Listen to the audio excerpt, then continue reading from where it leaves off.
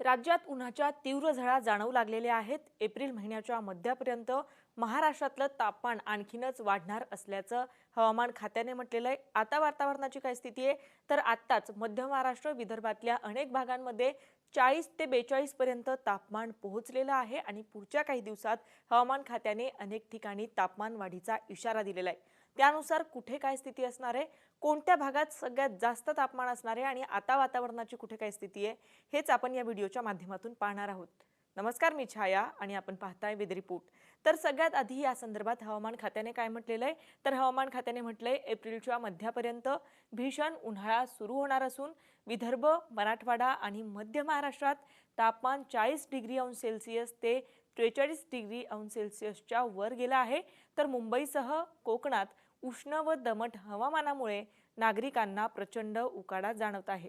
Akola, Amravati, Wardha, Jalgaon, Solapur, संभाजीनगरात heat wave आहे असं हवामान खात्याने म्हटलेलं आहे। म्हणजे जसं की अगदी सुरुवातीलाच मी म्हटली की मे महिन्याच्या मध्यापर्यंत भीषण उन्हाळा असणार असल्याचं हवामान खात्याने म्हटलेलं आहे।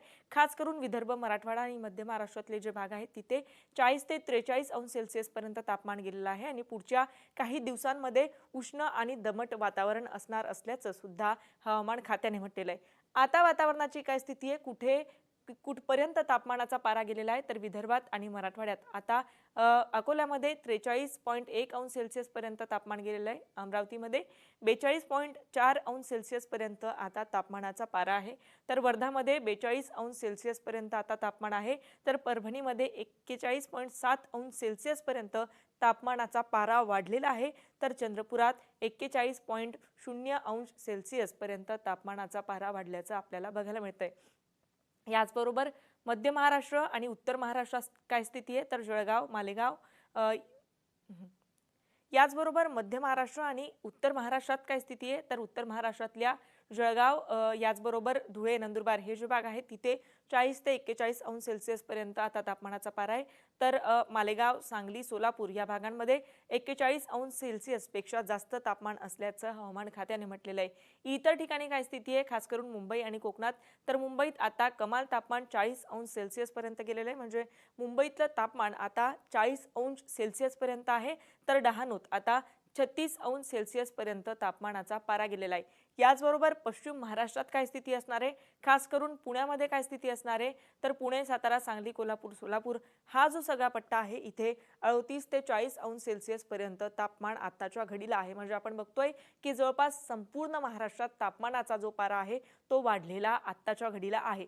पुढच्या काही दिवसात वातावरणात काय बदल होणार आहे, काय स्थिती होणार आहे तर उद्या म्हणजे 14 तारखेला ठाणे आणि रायगड या दोन जिल्ह्यांना हवामान खात्याने उष्णतेचा येलो अलर्ट दिलेला आहे। म्हणजे या भागांमध्ये उष्णतेची लाट येणार असल्याचं म्हटलेलं आहे। याचा परिणाम म्हणून मुंबईत सुद्धा उद्या तापमानात वाढ झाल्याचं बघायला मिळू शकतं। याच्या पुढच्या दिवशी म्हणजे 15 तारखेची काय स्थिती असणार आहे तर 15 तारखेलाही महाराष्ट्रातल्या अनेक भागांमध्ये तापमान वाढलेलं असणार आहे।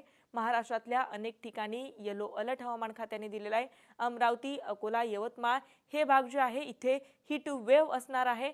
तर कोकण किनारपट्टीचा हा जो भाग आहे ज्यामध्ये पालघर, ठाणे, मुंबई, रायगड, रत्नागिरी, सिंधुदुर्ग या सगळ्या पट्ट्यात सुद्धा हीट वेव्हची शक्यता असणार आहे। येलो अलर्टवर हा जो कोकणातला सगळा पट्टा आहे तो आहे। म्हणजे इथे उकाडा मोठ्या प्रमाणात जाणवणार असल्याचं हवामान खात्याने म्हटलेलं आहे।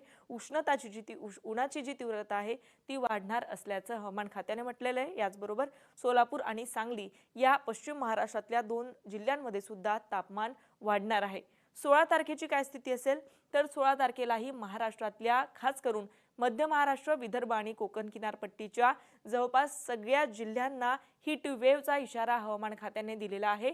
नागपूर, वर्धा, यवतमाळ, अमरावती, अकोला, वाशिम, बुलढाणा, हिंगोली, संभाजीनगर, जालना, परभणी याचबरोबर इकडे पालघर, ठाणे, मुंबई, रायगड, रत्नागिरी, सिंधुदुर्ग, सोलापूर आणि सांगली हे जे सगळे जिल्हे आहेत आता मी उल्लेख केलेले या सगळ्या जिल्ह्यांना येलो अलर्टचा इशारा हवामान खात्याने दिलेला आहे। म्हणजे या भागांमध्ये दमट वातावरण असणार आहे आणि उन्हाची तीव्रता सुद्धा या भागांमध्ये वाढलेली असणार आहे।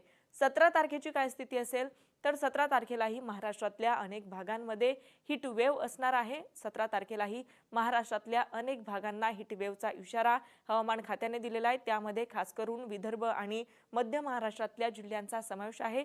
नागपूर, वर्धा, यवतमाळ, अमरावती, अकोला, बुलढाणा, वाशिम, हिंगोली, जालना आणि परभणी या जिल्ह्यांमध्ये हीट वेव्हचा इशारा असणार असल्याचं हवामान खात्याने म्हटलेलं आहे. 17 तारखेचा हा मॅप आहे. मध्य महाराष्ट्र आणि विदर्भातले हे काही जिल्हे जर सोडले तर उर्वरित महाराष्ट्रात मात्र इतर भागांमध्ये मात्र हीट वेव्हचा कुठलाही इशारा हवामान खात्याने दिलेला नाहीये. तर एकंदरीत उन्हाची तीव्रता जी आहे ती वाढलेली असणार असल्याचं आपण या मॅप्सच्या माध्यमातून पाहिलेलं आहे. आता तुमच्या भागात काय स्थिती आहे, वातावरण कसं आहे, आम्हाला कमेंट करून नक्की कळवा. आणि अशाच माहितीपूर्ण व्हिडिओसाठी मुंबई तकला जर आपण नवीन असाल तर मुंबई तक चॅनलला सबस्क्राईब करायला विसरू नका. हा व्हिडिओ पाहिल्याबद्दल धन्यवाद.